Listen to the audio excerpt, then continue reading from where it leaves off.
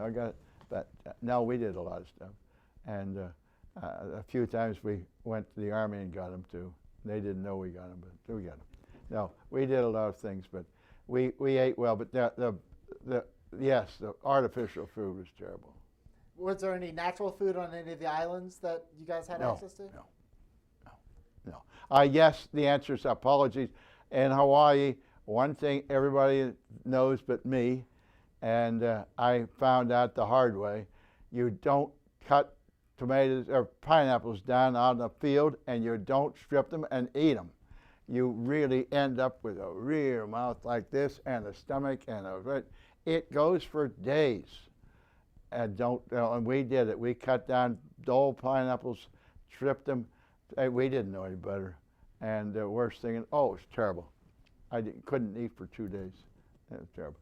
No. On any of the ships you were on, did you ever listen to Tokyo Rose on the radio? We heard Tokyo Rose a number of times, yeah.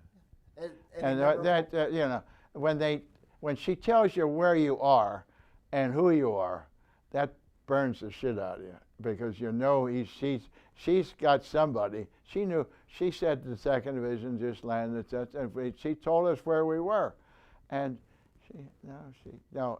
that's eerie, but no, we learned to hate her very much, and I hated her, but no, I had a real love for Jeps.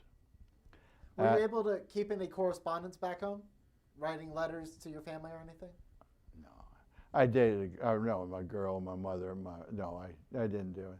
I tell you one thing, the interesting, that's the last thing I'll say, was that when we got Nagasaki, and we were the first Americans there, and yes, the 3rd day, we were on guard duty. There some people were on guard duty, and there was a guy, the lieutenant, guard officer of the day, was down there at the guard, and I walked up to him, and I knew him, and this other guy knew him, and he said, Slim, can you possibly get a Jeep?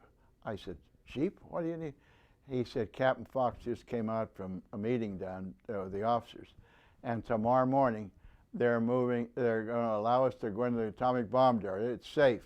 They've been checked by the NRC people that were here. And he wants to be the first to go in. And I said, shit, I'd like to go too. So I knew the guys that ran down to the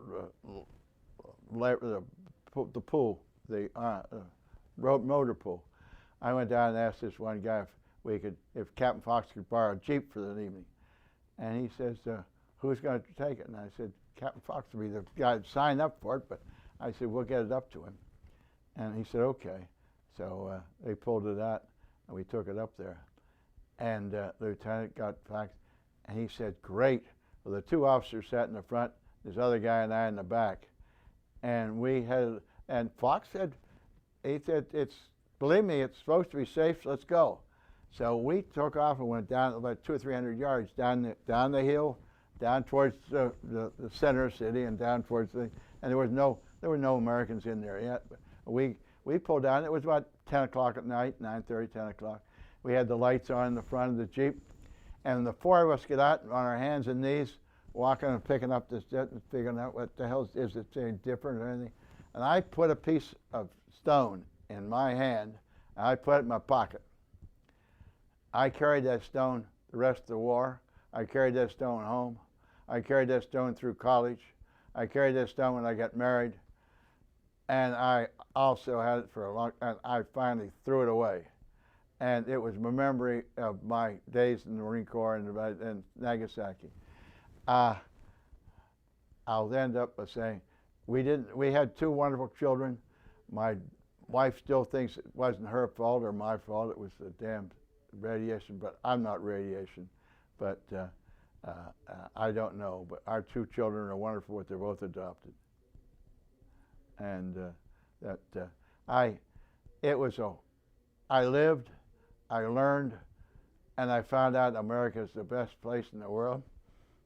And the talk that I gave, that we heard from a chaplain in the 2nd Marine Division after Saipan, they'd gone all through hell, and I went through hell in Tinian and Saipan. He walked up and down in front of that whole Marine Corps down there, and we had our soldiers our buried that were there, and his story was so living. He said, "Look at those rosters. We know them, don't we?" And we did. And the guys were standing. He said, "Go home, get to be somebody. Don't let a politician send us back to war. They never fight war, we do." And boy, he walked and he gave it to us. And here it is 75 years later, and we've had wars galore. But we wanted to stop them. They're not worth it. And we lose a lot of good men. I'm finished. Well, I'd just like to ask you one last question, and that's if you have any words of advice for any future generations who might watch your interview, what would it be? Me interview any other future generation? Yeah, just any words of advice or wisdom you'd like to pass on? I think you just gave it.